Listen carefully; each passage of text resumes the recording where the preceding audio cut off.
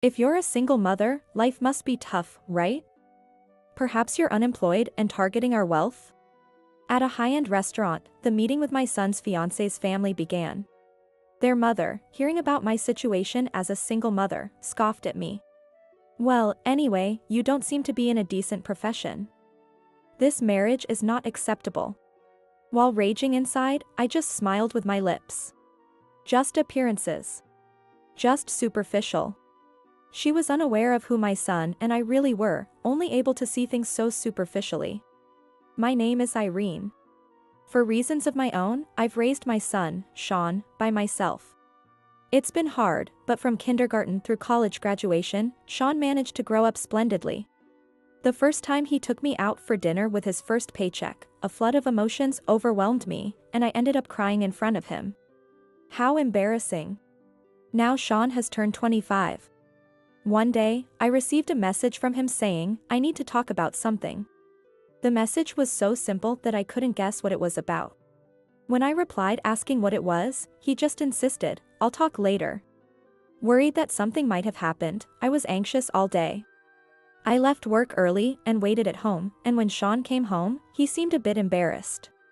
Sitting around the living room table, we talked as if we were a family reuniting after a long time, asking each other, are you keeping well? Or, how's work? So, what's up today? What did you want to discuss? I made a second cup of tea and finally got around to the main topic. Thanks. Sean had seemed cheerful since he got home. It wasn't a negative topic, but he appeared tense. After thanking me for the tea, he took a deep breath. Eventually, as if he had made up his mind, he nodded, saying, yeah, and began to speak. Mom, actually, I'm thinking of getting married. Getting married? Come on, you don't need to be so surprised. The sudden mention of a marriage genuinely shocked me. But, right. Sean is already 25. It's not strange at all that he would be having such discussions at his age. As time goes by, it seems to pass terrifyingly quickly. It feels like just a moment ago, my son was still a child, and now here he is talking about marriage. I see. If you have thoughtfully chosen your partner, I won't oppose it. Congratulations, Sean. Yeah, thanks, Mom. After that, nothing particularly special happened, and life went on as usual. But inside, I felt as joy as if it were my own celebration, and my mind was in a festive. Sean mentioned he has to get up early tomorrow, so he went to bed after dinner and a shower. I am still awake, upstairs in my room looking at my computer screen. Then, on a whim, I quietly went downstairs. My destination was a photograph that had been in our house for over 20 years. Hey, honey. Sean is getting married. Can you believe it? The face of my late husband, John, in the photograph, has always remained smiling. When I'm happy, he seems to share my joy, and when I'm struggling, he seems to encourage me. Such a gentle smile. Looking at you now, Sean really resembles you. I overlaid the images of my late husband and my son. Oh, that's right. I was 25 when I got married too. Realizing the coincidental matching of numbers, I started reminiscing about how I first met my husband. I grew up in a residential area in New York. Our house was ordinary, but there were others with large yards scattered around.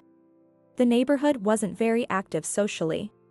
We would greet each other when we met, but there wasn't much chatting or becoming friends. Thinking back, it feels like it was a bit of an unusual area. In that setting, there was just one person I intentionally met up with. Jack. Let's go to the park. Coming home from kindergarten, I would always ring the doorbell at the Thompsons. I was calling for my friend living next door, a year younger than me, John Thompson. I'm coming.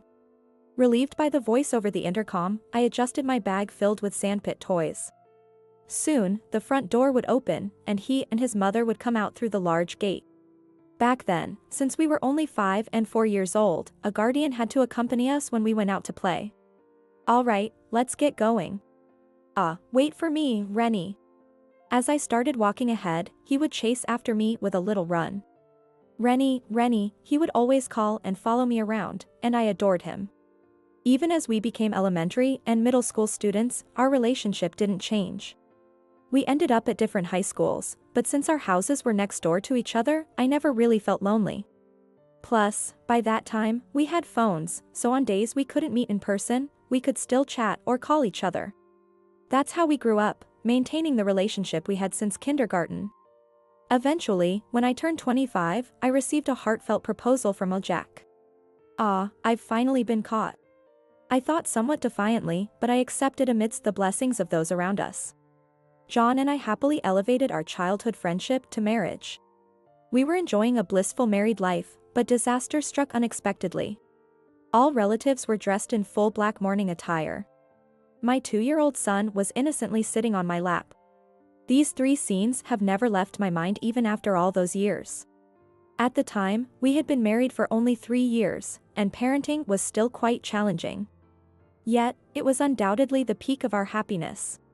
Despite that, my husband, John, was involved in a major traffic accident that made the news and newspapers, and he never returned. The younger Jack, who had always been chasing after me, had suddenly passed me by and left me behind. Overwhelmed by grief, I spent my days in a void. I enrolled Sean in daycare and returned to work. But still, I couldn't really focus on anything. No matter what I thought about, I would soon find myself zoning out, unable to concentrate. It was my 2-year-old son Sean who comforted me and brought me back to reality, saying, "Mom, I'll give you a hug." Sean. "Mom, do you have a fever?" The face of my son asking this looked very sad. There were no tears, but his face was marked with worry and uncertainty. "No, I'm fine," I said, smiling at him. Seeing that, Sean returned to his usual broad smile. Right. It was me who made Sean look sad. Because I kept feeling down and couldn't recover, stumbling through my days, Sean sensed it and shared my sadness. "Sorry, Sean." Realizing this, I decided to move forward with a smile. After finishing the household chores for the day, I knelt in front of John's photograph. No longer would he come chasing after me calling, "Rennie, Rennie." He had crossed the finish line alone, leaving me behind, and now it was my turn to chase after him. "Jack." While I gazed at the photo, Sean began playing with various shaped wooden blocks behind me. "Rest easy and watch over us." Wow. A clattering noise came from behind. It must have been his blocks tumbling down. Yet, Sean didn't get discouraged and started stacking the blocks again. Impressed by his resilience, I continued talking to the smiling photo of my husband. "It's okay. I'll take good care of Sean." It's not that I had forgotten the sorrow. The despair of losing him was definitely lurking within me. But I resolved to convert that pain into strength and raise our only son to be a fine man. That was my promise to my beloved husband. As Sean grew, he increasingly resembled his father. His eager mom, as he chased after me was just like a Jack. When he reached middle school, Sean began to be rebellious. We had our disagreements, but I believe our relationship as mother and son was never truly strained. After navigating his teenage years, Sean became a kind, sincere man. And now, he was talking about getting married. Hearing this news, I felt a mix of happiness, loneliness, and a little bit of surprise. His fiancée was named Sophie. He had met her right after starting college and they had been dating ever since. I had seen a picture of her once, she seemed very gentle and demure. "We're here." I shifted the car into park and engaged the handbrake as I informed my son of our arrival. "Thank you. I appreciate you coming all this way and even driving." Before the wedding, a meeting with Sophie and her parents was arranged. The address on the invitation led to a famous upscale restaurant. It is located a bit away from the heart of New York, tucked away in a quieter area.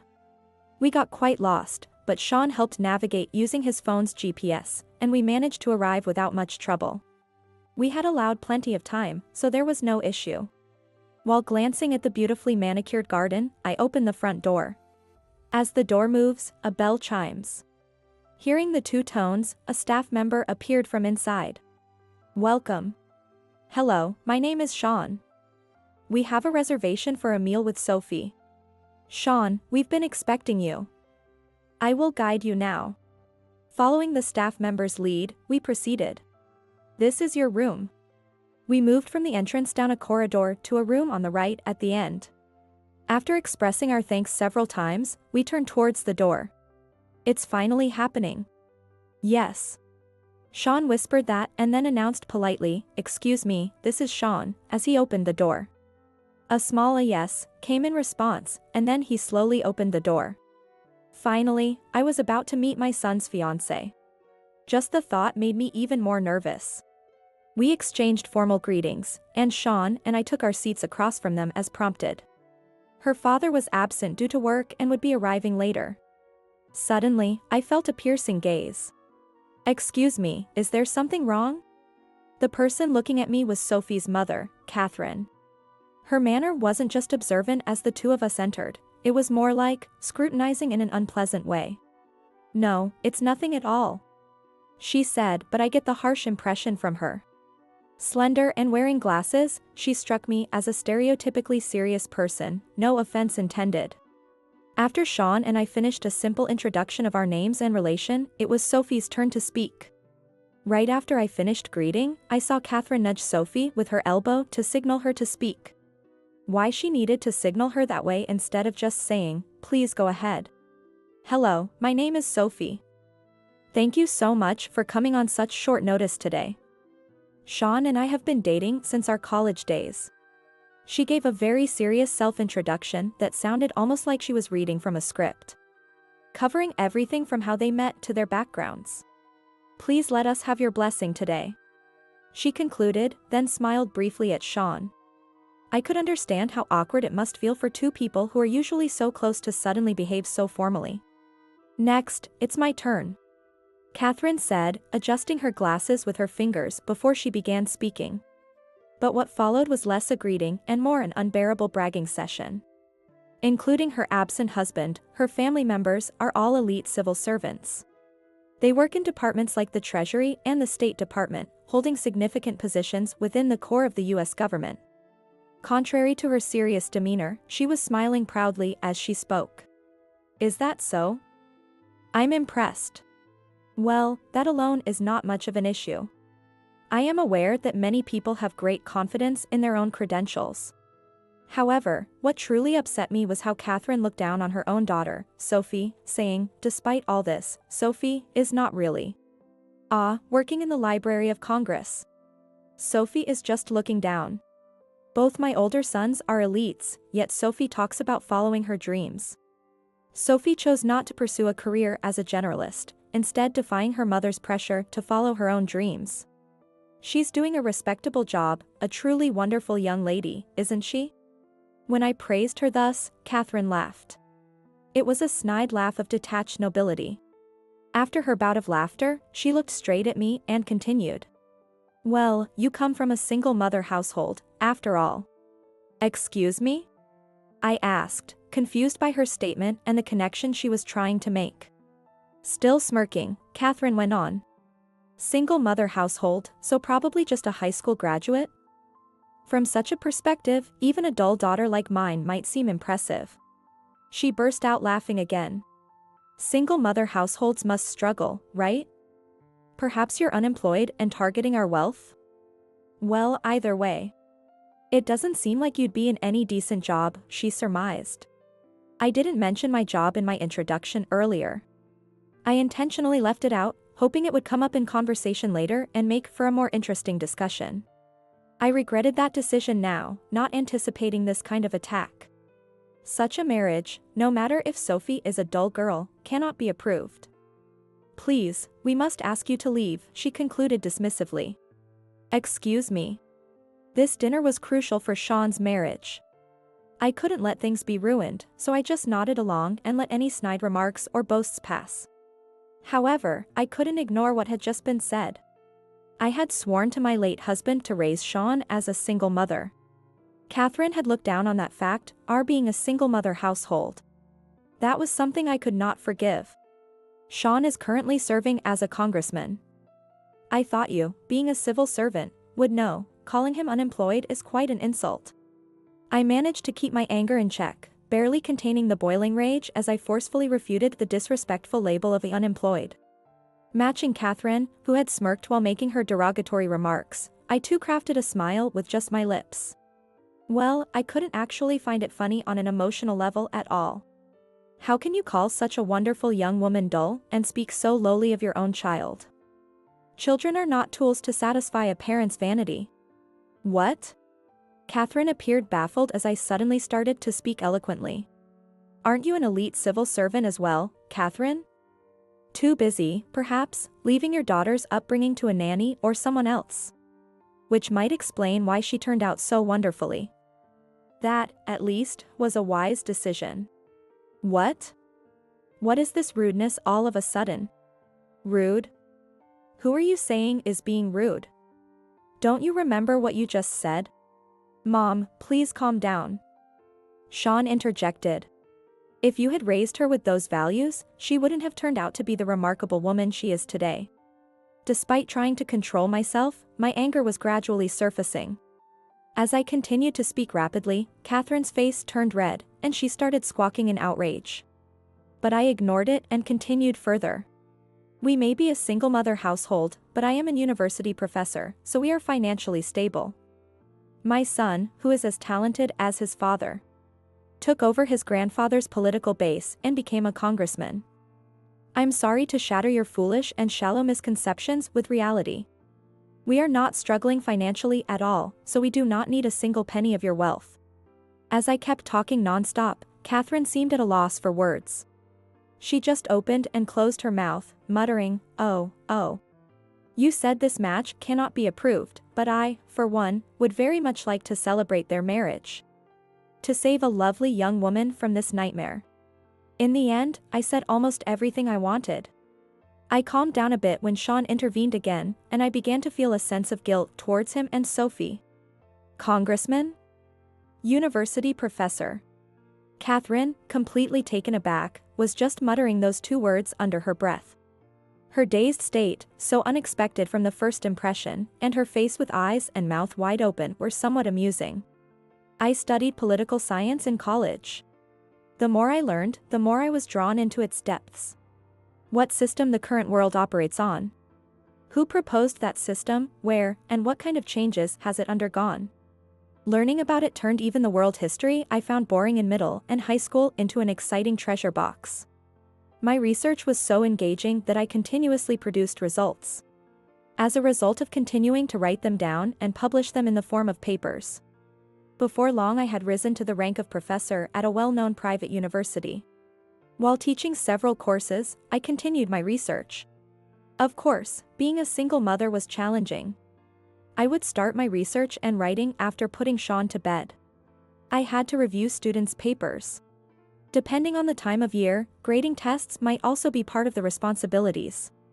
Additionally, there were instances where tasks unrelated to personal research, such as university administrative work, had to be undertaken. There were times when I had to pull all-nighters, sipping black coffee to keep my eyelids from closing. As I tackled the university administration work unrelated to my research. The reason I managed to balance parenting and being a professor was thanks to the help from my parents and my husband's parents. Meanwhile, my husband's father had been a congressman, even serving as a secretary. After graduating, my husband worked as his father's secretary but died in that tragic accident. Over 20 years later, having graduated from a prestigious law school, Sean started working as his grandfather's secretary. And just recently, with Sean turning 25, my father-in-law retired from his position. Sean then took over his political base, ran for office, and was successfully elected, becoming a congressman. Sorry to keep you waiting, I am Michael, Sophie's father. In the midst of the tense atmosphere, Sophie's father, Michael, arrived. As all eyes turned towards him, our gazes met. Wait, have I met this man before? Are you Irene?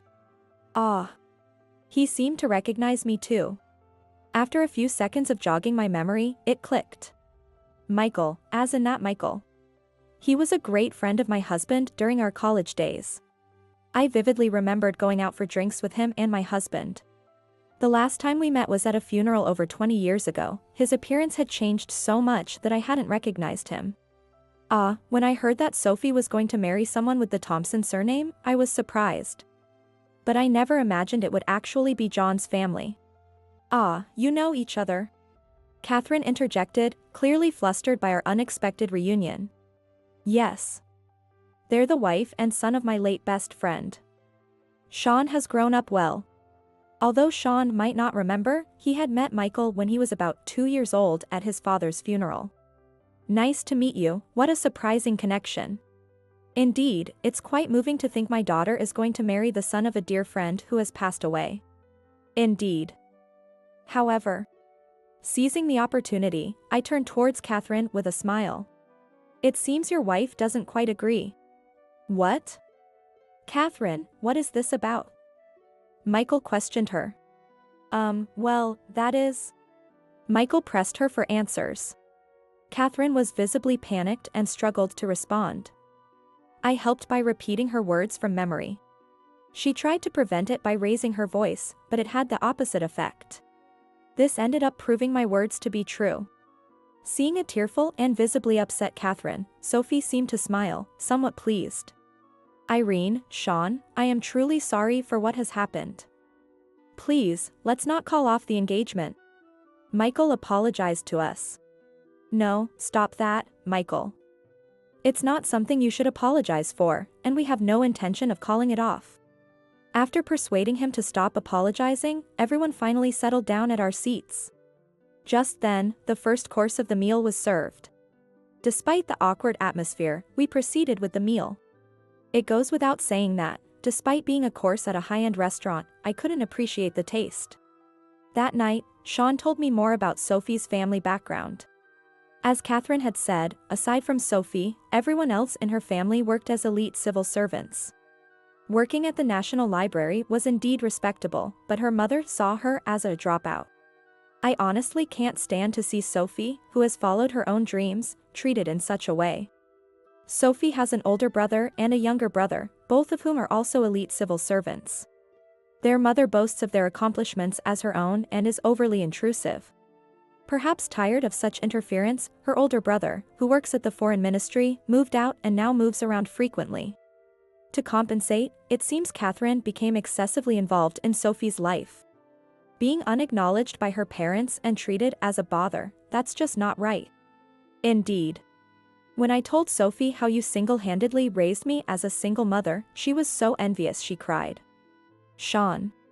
I straightened up and sipped my cold tea, as Sean continued. Kind of feels out of the blue, but managing your work as a professor while raising me alone, I really think it was tough. Mom, thank you again. Sean, stop it. His words nearly brought me to tears. To hide them, I laughed awkwardly.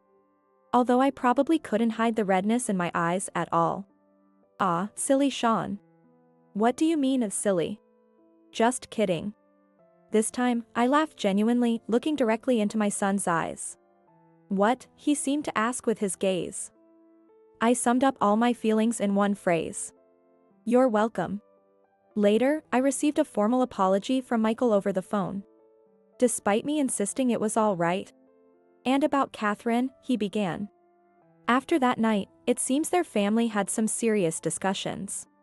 It seems that she has long been interfering with the friendships of children, including Sophie, offering various unsolicited opinions.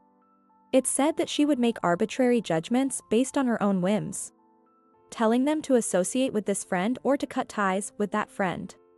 She has been repeatedly told, stop forcing your ideals onto the children, but it seems nothing has changed. Her older and younger sons had succumbed to her pressure, reluctantly following the paths she approved. But Sophie was different. Despite the derogatory comments and pressure, she chose her own path. Michael was quite surprised that Sophie, who seemed the most timid of the three, was the one who stood up to her mother. Ultimately, Catherine's values never changed. I've told her many times to reconsider her thoughts. Michael's voice lowered as he continued. I'm getting old, and it was with great hesitation, but I've decided to divorce Catherine. Is that so? Of course, she won't be invited to Sophie and Sean's wedding. I won't let her cause any trouble for them, so rest assured. What will happen to Catherine in the future is uncertain. With her strong pride at over 50 years old, a remarriage seems unlikely. She remains an elite civil servant, so financially she should be fine. But her profound loneliness is easy to imagine. No matter how well educated or successful on the elite path, those who look down on others will eventually find themselves looked down upon. A good job title doesn't necessarily mean a good person. At this age, with an adult son, I've come to realize this anew. Sean and Sophie. Their wedding was quite large due to Sean's job. Many gathered, all blessing my son. As a mother, it was an incredibly joyful scene. Today, I allowed myself to cry openly. "Mom, you're crying again." Before I knew it, Sean was in front of me, teasingly remarking on my tears. Wiping my eyes repeatedly with a tissue, I managed to respond. "It can't be helped. You'll understand, give it another 20 or 30 years. Seeing the child you've raised with care find someone special and leave your side is a feeling that can't be understood without experiencing it. It's as much a source of loneliness as it is of joy." After all the events, I returned home alone. Sean's room was nearly empty now. Tears threatened again, but I stifled them, half expecting to be teased. "You're crying again, Jack." As the town quieted down with the night, so did my heart. As usual, I spoke to his photograph. "Sean's wedding was truly wonderful. It would have been great if you could have been there too." Of course, there was no answer. Sean was really taken with that girl who looked so sad at the introduction meeting. Adding to the story Sophie had shared during their introduction. Sean had told me more. Despite the pressure and her mother's influence, Sophie suffered. Concerned, Sean kept reaching out to her daily. Eventually, she opened up to him and began to share her feelings. "He's persistent, isn't he? I wonder who he gets that from." Rennie, remembering the boy who had followed me forever. After talking so much, I put the sweets I received as a memento beside him. "Do you remember what I told you? When I was devastated by his death, 2-year-old Sean had encouraged me to keep going. I had made a unilateral promise then to take good care of Sean. Had I managed to keep that promise?" Hoping for an answer, I displayed a photo of Sean from today on my phone, aiming it at John's photograph.